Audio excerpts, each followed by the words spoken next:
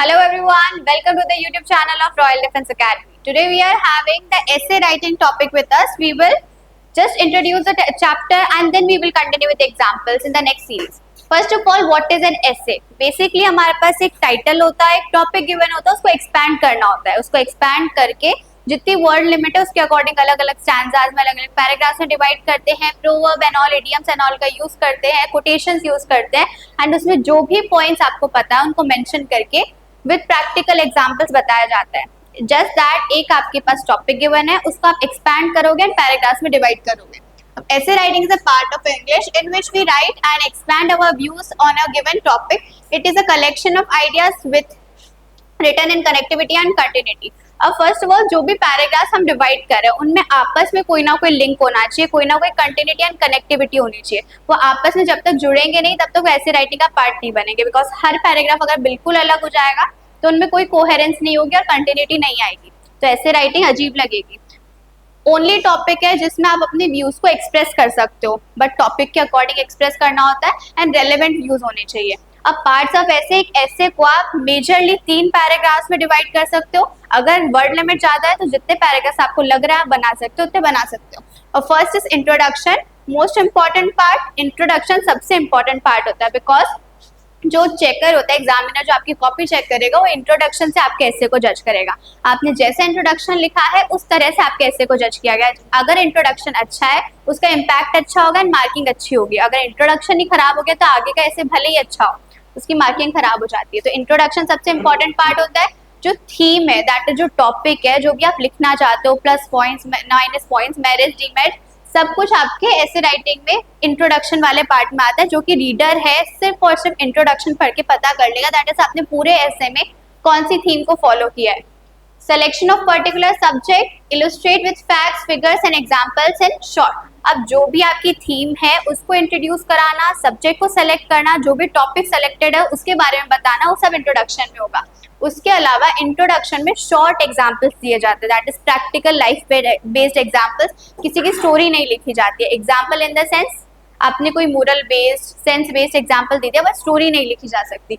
तो facts, figures, examples. ऐसे में फिगर्स को बनाना अलाउड होता है. अगर आप फिगर्स बना रहे हो it will be good, but figure again relevant होना चाहिए. सबसे ज्यादा मैथस्टिक फिगर्स यूज किए जाते हैं, जो स्टिक फिगर्स बनाए जाते हैं वो सब.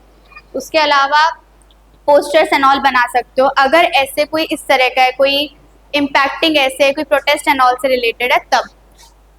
Next is explanation. जब इंट्रोडक्शन हो गया उसका आपका टाइटल को आपको एक्सपैंड करना है, उसको और ज्यादा डीप में इंट्रोड्यूस करना है कि क्या प्रॉब्लम है, क्या इशू है, या फिर किस बारे में आप बता रहे हो, उसको और ज्यादा एक्सपैंड करना. उसके जितने भी आप पैराग्राफ डिवाइड कर सकते हो वो करना है. अब अगर वर्ड लिमिट 200 तक की है तो इट इज एडवाइजेबल 4 पैराग्राफ से ज्यादा नहीं बनाना, बट अगर ज्यादा की तो 6 और 7 मैक्सिमम, उससे ज्यादा नहीं. एक्सप्लेनेशन में कैन बी डिवाइडेड इनटू 2 और मोर पैराग्राफ. 2 या 2 से ज्यादा पैराग्राफ से बना सकते हैं. इन RIMC 400 वर्ड्स के एसेज आते हैं, 400 वर्ड्स के ऐसे भी आते हैं, आर्टिकल्स भी आते हैं. दोनों का 4-5-6 पैराग्राफ में इजीली डिवाइड कर सकते हो. Next is deep explanation of the title. Title के बारे में और ज्यादा डीप में जाओ, बट ऐसा नहीं जो इंट्रोडक्शन में लिखा उसी को वापस लिख रहे हो, उसके अलावा पॉइंट्स लिखोगे और ज्यादा डीप में बताओगे. Explanation with practical examples. Again examples बताओगे अगर ऐसा एग्जांपल अच्छा एग्जांपल है, अदरवाइज एग्जांपल नेसेसरी नहीं है. मोर देन 1 और 2 एग्जांपल्स इज सफिशिएंट. उससे ज्यादा दोगे तो कंफ्यूजिंग हो जाता है. ओनली एग्जांपल देके ऐसे नहीं लिखा जा सकता, पॉइंट्स भी लिखने होते हैं. Next is last is conclusion. Solution to the problem, concluding the topic, justifying it if moral based और प्रोवर्ब बेस्ड. अगर ऐसे किसी प्रॉब्लम से रिलेटेड था तो उस प्रॉब्लम का सोल्यूशन लास्ट में फाइंड आउट करके आप अपने व्यूज एक्सप्रेस करो. सेम चीज अपन लेटर में करते हैं. कोई इशू था, कोई प्रॉब्लम थी, तो लास्ट में उसको कंक्लूड करेंगे. आप अपने व्यूज को सम अप करना होता है, दैट इज पूरे ऐसे में आपने क्या लिखा एंड आप क्या कंक्लूड करना चाहते हो, क्या खत्म करना चाहते हो बताकर. एंड उसके अलावा अगर मोरल बेस्ड या फिर प्रोवर्ब बेस्ड आपके एसेज आ रहे हैं और आपको उस प्रोवर्ब को प्रूफ करना था, तो उसको अगर आप प्रूफ कर रहे हो वो लास्ट में जाकर प्रूफ हो जानी चाहिए. ऐसा नहीं कि आप इंट्रोडक्शन में उसको प्रूफ करके बैठ गए. आपको फैक्ट्स दिखाने हैं, अलग अलग फिगर्स दिखाने हैं, एक्सप्लेनेशन देने हैं, एग्जाम्पल्स देने हैं, एंड लास्ट में जाके कंक्लूजन में प्रोवर्ब प्रूफ हो जानी चाहिए, प्रोवर्ब या फिर मोरल. तो ये होता है बेसिक स्कीम ऐसे का. उसके अलावा है इंपॉर्टेंट पॉइंट्स जो कि ऐसे लिखते वक्त आपको ध्यान रखने चाहिए. फर्स्ट इज ऐसे में कनेक्टिविटी होनी चाहिए, कंटिन्यूटी होनी चाहिए, हर लाइन दूसरी लाइन से रिलेटेड होनी चाहिए, कोई ना कोई समिंग अप उनके बीच में होनी चाहिए, दैट इज आइदर वो टॉपिक से रिलेटेड है या जो बात आप कह रहे थे पैराग्राफ जिससे रिलेटेड था, वो पैराग्राफ की जो हेडिंग आपने दी थी उस पैराग्राफ में कोई ना कोई कोहेरेंस होगी जो कि हर लाइन अपने आप में एक दूसरे को जोड़ेगी। There must be coherence between the paragraphs. अब लाइंस के बाद आते हैं पैराग्राफ्स। पैराग्राफ्स ही अपने आप में जुड़े हुए होने चाहिए, कोई ना कोई कनेक्टिंग स्कीम होनी चाहिए जो पैराग्राफ्स को जोड़े, दैट इज जो टाइटल है हमने वो दिया, उसके बाद जो पैराग्राफ्स हमने डिवाइड किए वो पैराग्राफ्स उस टाइटल से जुड़े होने चाहिए, वो टाइटल उनकी कोहेरेंस बताएगा। The language must be precise and easy to understand, हमें ज्यादा कंफ्यूजिंग लैंग्वेज का यूज नहीं करना, इजीली बात को बताना है और जो रीडर है उसको इजी लैंग्वेज में समझ में आना चाहिए। इसका मतलब ये नहीं कि आप हार्ड वर्ड्स यूज नहीं करोगे, हार्ड वर्ड्स यूज करो, लैंग्वेज इजी रखो, सिंपल ग्रामर यूज होनी चाहिए। Introduction must be given in details about the topic and title completely, अब जो इंट्रोडक्शन है वो आपके टाइटल और टॉपिक को इजीली कंप्लीट अप कर देना चाहिए। अब इससे बड़ा ऐसे आरएमसी के पेपर में नहीं आता, मैक्सिमम 400 वर्ड्स, इससे बड़ा कोई राइटिंग का पार्ट नहीं आएगा। एंड अगर 400 वर्ड का क्वेश्चन आता है तो उसकी मार्किंग 20 मार्क्स की जाती है, तो 20 मार्क्स का क्वेश्चन आएगा।